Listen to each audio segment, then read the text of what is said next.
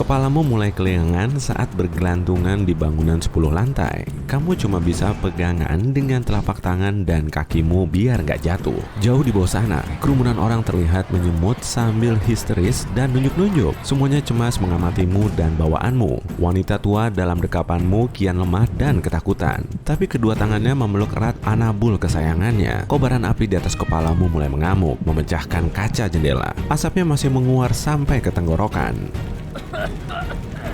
Kejadiannya bermula sejak 3 minggu yang lalu. Saat itu, kamu lagi nonton pertandingan sepak bola dan tim jagoanmu kalah. Aduh, apes. Saking emosinya, kamu bangkit dari kursi dan mulai mondar-mandir di depan TV. Nggak bisa dibiarin, ucapmu sambil memukulkan telapak tangan ke tembok. Kok nempel? Apaan nih? Lengket-lengket di dinding. Perlahan kamu melepas jemarimu dari tembok, mengamati satu persatu dan memegangi tembok lagi. Sesaat kemudian, kamu baru nyadar, ternyata memang ada yang gak beres. Bukan temboknya sih, tapi telapak tanganmu. Setelah berkali-kali nyoba, akhirnya kamu tahu kalau telapakmu bisa nempel di semua permukaan benda, termasuk lantai, jendela, dinding, dan perabotan. Kamu juga belajar merayap di langit-langit rumah. Ujung-ujungnya, kamu malah bergelantungan di dekat lampu gantung sambil kebingungan karena gak bisa turun. Setelah bisa turun, kamu rebahan di sofa sambil mikir keras. Hewan apa sih yang bisa manjat di permukaan vertikal dan merayap dengan kepala terbalik? Keong? Siput? Tapi kan tubuhnya berlendir biar geraknya lebih mudah. Telapak tanganmu nggak berlendir sama sekali tuh. Hewan apa lagi ya? Oh, laba-laba. Saat nanya ke Mbah Google, kamu jadi tahu rahasianya. Ujung kaki laba-laba dilengkapi dengan bulu halus agar bisa napak kuat di permukaan dinding. Dengan bulu ini, bidang kontaknya jadi lebih luas. Perhatianmu kembali tertuju ke telapak tangan. Ada bulunya nggak sih? Nggak ada. Tapi kayaknya kamu pernah baca deh, makin besar tubuh hewan, akan makin halus tekstur bulunya. Diameter bulu kumbang sekitar 1/10 kalinya bulu manusia. Tapi kalau tokek, sekitar 1/50-nya. Wah, jangan-jangan tanganmu sebenarnya berbulu tuh. Tapi kamunya aja yang nggak bisa lihat. Mending cek dulu aja lah kemampuan barumu itu. Emang beneran ya kalau kamu bisa merayap di langit-langit? Setelah nyoba-nyoba lagi, kamu jadi lebih tahu kondisi tubuhmu. Telapak kaki dan tanganmu sama-sama lengket. Kamu akan kelingan setelah kepalamu terus-terusan menghadap ke bawah selama 3,5 menit. Tubuhmu nggak akan bisa jatuh karena telapak kakimu bisa nempel kuat. Kamu perlu lebih hati-hati agar kepalamu nggak kebentur kipas angin gantung. Tapi kamu nggak bisa lompat-lompat di dinding seperti superhero. Au, sakit!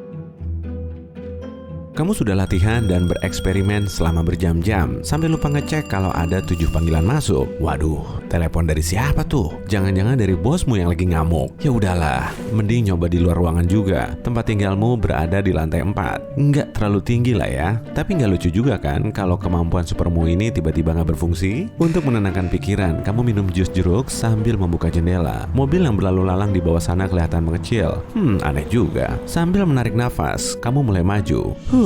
Untung nggak jatuh ke tanah. Malahan tubuhmu bisa nempel kuat di dinding dekat jendelamu tuh. Oke, saatnya bergerak. Saat mendekati lantai 2, kamu mulai kelelahan. Istirahat dulu lah. Tapi kemudian ada wajah seseorang. Dia kelihatan pucat, mulutnya menganga, dan matanya memancarkan emosi nyeremin. Apa dia ketakutan? Memangnya kenapa? Oh, pasti dia tetanggamu tuh. Sayangnya, kamu nggak bisa menenangkannya. Dia nggak mau menggubrismu, dan tanganmu nggak bisa lepas dari dinding. Pria itu mulai mengeluarkan ponselnya. Duh, pasti dia mau telepon polisi. Tuh kan benar? Beberapa saat kemudian, terdengar bunyi sirine. Sejumlah orang mulai menenangkanmu dengan pengeras suara. Jangan banyak bergerak, bantuan segera datang. Mereka takut kamu akan kenapa-napa kalau sampai jatuh dari lantai 2. Situasinya malah jadi makin heboh dan kamu makin stres. Bukannya turun, kamu malah manjat ke lantai 4. Tiba-tiba semuanya jadi tenang. Kamu ngumpet di kamar mandi sambil minum jus jeruk lagi. Setengah jam kemudian, saat kamu menuju jendela, jalanan di bawah sudah lenggang. Seminggu kemudian, kamu harus menerima kenyataan pahit. Tetangga bawahmu makin menjauhimu. Tapi kamu gak bisa terus-terusan ngulur waktu hanya karena kemampuan supermu ini. Kamu harus tetap berangkat kerja. Sesampainya di kantor, kamu langsung disambut dengan omelan dari bosmu sampai setengah jam. Dan akhirnya, kamu bisa bebas menuntaskan kerjaanmu yang kian menggunung. Harimu sangat panjang, seakan-akan kamu telah ditelan Diplodocus, kemudian dilepehnya lagi. Niatnya sih mau kabur dari kantor, tapi bosmu malah keasikan ngobrol dengan rekanmu. Yah, pasti bakal lama tuh selesainya. Padahal kan kamu punya kemampuan super yang bisa dipakai buat kabur. Oke, sip, buka jendelanya dulu, biar kamu bisa kabur lewat situ. Wah, rupanya kamu makin jago merayap. Beberapa minggu kemudian, kamu makin lihai memanfaatkan kemampuan panjat dindingmu. Malahan, kamu bisa loh mengganti bohlam tanpa perlu pakai kursi. Tapi waktumu cuma 3,5 menit. Kalau kelamaan, kepalamu akan pusing. Kamu juga bisa menaklukkan puncak gunung idamanmu. Akhirnya, kamu bisa mewujudkan impianmu yang mustahil ini. Suatu malam, kamu manjat gedung pencakar langit. Tapi sebelum sampai puncaknya, kamu sudah kecapean. Kamu juga sempat nolongin anak kucing yang terjebak di atas pohon. Ada sejumlah kisah kriminal yang kamu alami sendiri. Suatu malam, gerombolan begal mulai mengepungmu. Mereka ngincer uang dan ponselmu. Haha, belum tahu ya. Kamu kan bisa kabur dengan manjat dinding. Telah melihat kemampuan supermu, wajah mereka seketika pucat pasi. Kejadian lainnya, saat ada kebakaran. Jadi, kamu lagi dalam perjalanan menuju kantor. Tiba-tiba, kobaran api menyembur dari apartemen lantai 10 di dekatmu. Di tengah-tengah kerumunan orang, kamu mendapat info kalau lantai itu ditinggali wanita tua bersama kucingnya. Oke, saatnya memanfaatkan kemampuanmu lagi. Setelah melepas sepatu, kamu langsung manjat ke dinding bangunan. Orang-orang di bawahmu mulai menjerit dan bersorak-sorai. Setelah sampai di titik kebakaran, kamu memecahkan jendelanya biar bisa masuk. Wah, sip! Wanita itu bertubuh mungil. Kamu nggak akan kerepotan saat nanti mengangkatnya. Dan senangnya lagi, kucingnya juga ada di situ. Tak perlu banyak babi bu, dia langsung meraih kucingnya. Dan kamu menggendongnya sampai luar jendela.